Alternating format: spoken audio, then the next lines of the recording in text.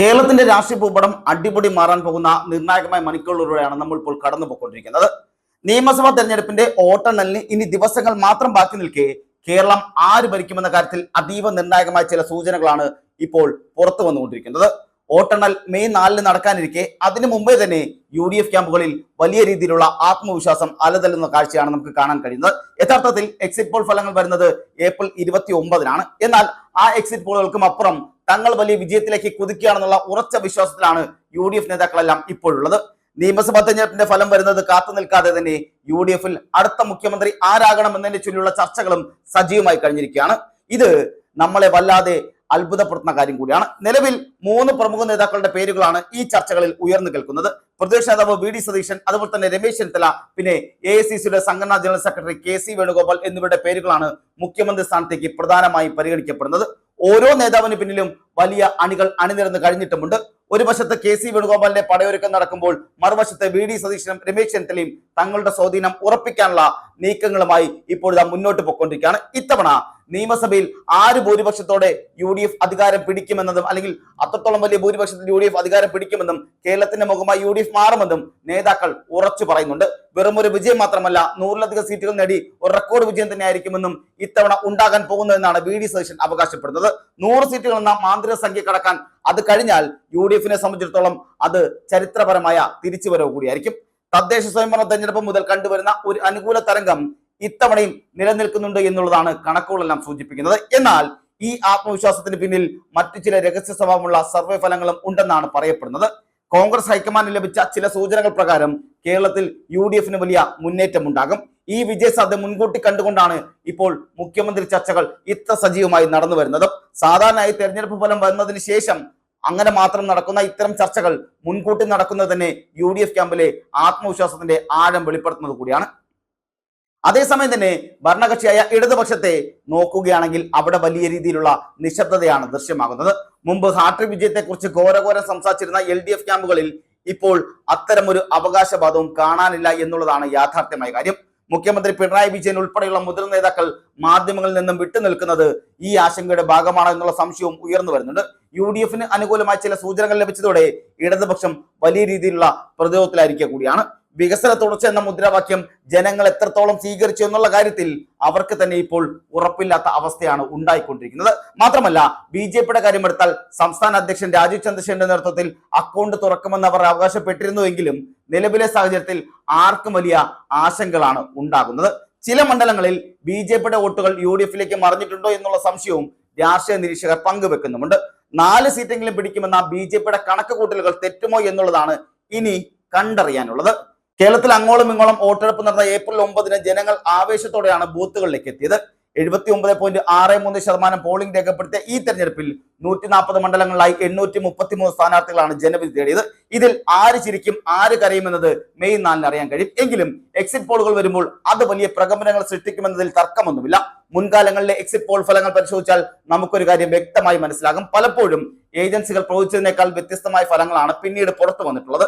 2021-ലെ നിയമസഭാ തെരഞ്ഞെടുപ്പിൽ ഏഷ്യാനെറ്റ് ന്യൂസ്, അതുപോലെ 24 ചാനൽ, മനോരമ ന്യൂസ് എന്നിവർ LDF-ന് വിജയം പ്രവചിച്ചിരുന്നുവെങ്കിലും സീറ്റുകളുടെ എണ്ണത്തിൽ വലിയ വ്യത്യാസങ്ങൾ ഉണ്ടായിരുന്നു.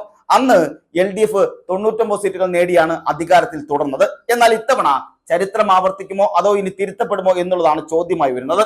UDF നേതാക്കൾ അവർക്ക് ലഭിച്ച ചില ആഭ്യന്തര സൂചനകൾ പ്രകാരം പല ജില്ലകളിലും അവർക്ക് വലിയ മേൽക്കൈ ഉണ്ട് എന്ന് തന്നെയാണ് ഇവർ പറയുന്നത്.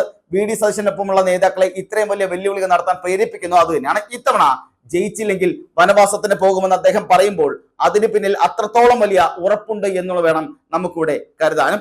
പ്രചരണ വേളയിലുടനീളം UDF ഉയർത്തിക്കാട്ടിയ ഭരണവിരുദ്ധ വികാരമാണ് ജനങ്ങൾ മാറ്റം ആഗ്രഹിക്കുന്നു എന്നതായിരുന്നു അവരുടെ പ്രധാനമായ ആയുധം.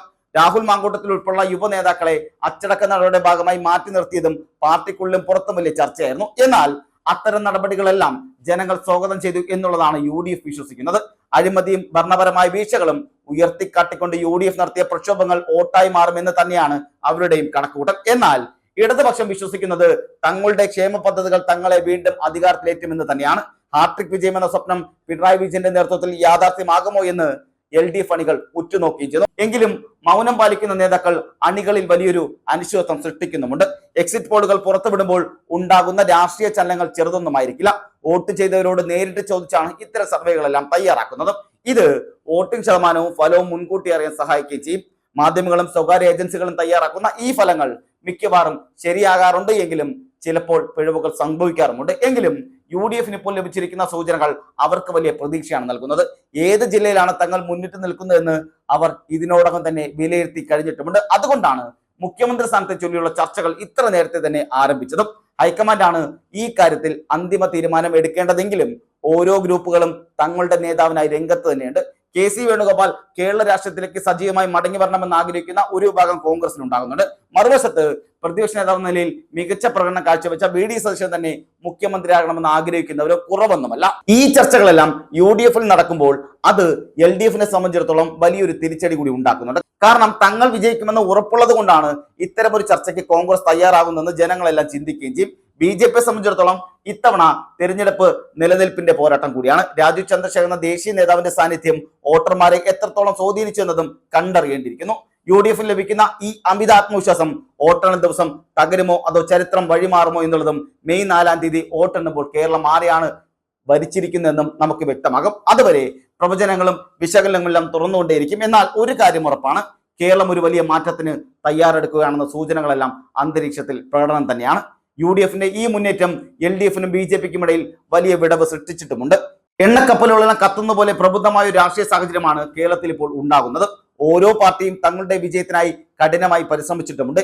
ഇനി ജനവിധിയുടെ സമയമാണ്. എക്സിറ്റ് പോളുകൾ വരുമ്പോൾ അത് UDF ആത്മവിശ്വാസത്തിന് കൂടുതൽ കരുത്ത് പകരുമോ എന്ന് നമുക്കിനി കണ്ടറിയേണ്ടിയിരിക്കുന്നു. കേരളം കണ്ടതിൽ വെച്ച് ഏറ്റവും വാശിയേറിയ ഒരു തെരഞ്ഞെടുപ്പാണ് കഴിഞ്ഞു പോയിരിക്കുന്നത്. അതുകൊണ്ട് തന്നെ ഫലം വരുമ്പോഴുണ്ടാകുന്ന പ്രത്യാഘാതങ്ങളും അതുപോലെ വലുത് തന്നെയായിരിക്കും. UDF റെക്കോർഡ് വിജയം എന്ന സ്വപ്നം പൂവണിയുമോ അതോ ഇനി LDF വീണ്ടും അത്ഭുതങ്ങൾ സൃഷ്ടിക്കുമോ? കേരളം ആരുടെ കൈകളിൽ സുരക്ഷിതമായിരിക്കും? മെയ് 4-ന് വോട്ടെണ്ണൽ പൂർത്തിയാക്കുമ്പോൾ കേരളത്തിന്റെ പുതിയ മുഖ്യമന്ത്രി ആരാണെന്ന കാര്യത്തിൽ തീരുമാനമാവുകയും ചെയ്യും. അതുവരെ ഈ രാഷ്ട്രീയ നാടകങ്ങൾ നമുക്ക് കണ്ടുകൊണ്ടേയിരിക്കാം. ഫോക്കസ് ന്യൂസ് TV ഈ വാർത്തകളെല്ലാം നിങ്ങളിലേക്ക് എത്തിച്ചുകൊണ്ടേയിരിക്കും. കേരളത്തിന്റെ പുതിയ മുഖം ആരായിരിക്കുമെന്നറിയാനുള്ള ആവേശം നമ്മളിൽ ഓരോരുത്തർക്കും ഉണ്ടാകുന്നുണ്ട്. UDF തന്ത്രപരമായ നീക്കങ്ങൾ വിജയിക്കുമോ എന്ന് കണ്ടറിയേണ്ടിയിരിക്കുന്നു. തെരഞ്ഞെടുപ്പ് ഫലം വരുന്നത് വരെ ചർച്ചകളെല്ലാം ഇങ്ങനെ തുടർന്നുകൊണ്ടേയിരിക്കും. ആരോപണങ്ങളും പ്രത്യാരോപണങ്ങളും ഉണ്ടായിക്കൊണ്ടേയിരിക്കും. പക്ഷേ അന്തിമമായി ജയിക്കുന്നത് ജനാധിപത്യമായിരിക്കും. കേരളത്തിന്റെ ഭാവി നിശ്ചയിക്കുന്ന ഈ ജനവിധി വലിയൊരു മാറ്റത്തിന്റെ തുടക്കമാകട്ടെ എന്ന് നമുക്ക് ആശംസിക്കുകയും ചെയ്യാം. UDF ക്യാമ്പുകളിൽ ഇപ്പോഴേ പടക്കം പൊട്ടിച്ചു തുടങ്ങിയിട്ടുണ്ടെങ്കിലും അതിന് പിന്നിൽ അത്രത്തോളം ആഴമുള്ള വിവരങ്ങൾ ഉണ്ട് എന്ന് നമുക്ക് വിശ്വസിക്കുകയും ചെയ്യാം. വരും ദിവസങ്ങളിൽ കൂടുതൽ വിവരങ്ങൾ പുറത്തു വരും. അതുവരെ കേരളം കാത്തിരിക്കുകയാണ് ആര് ഭരിക്കും കേരളം എന്നതിന്, ജനവിധി ആർക്കൊപ്പമെന്ന് നമുക്കും കാത്തിരുന്ന് കാണാം.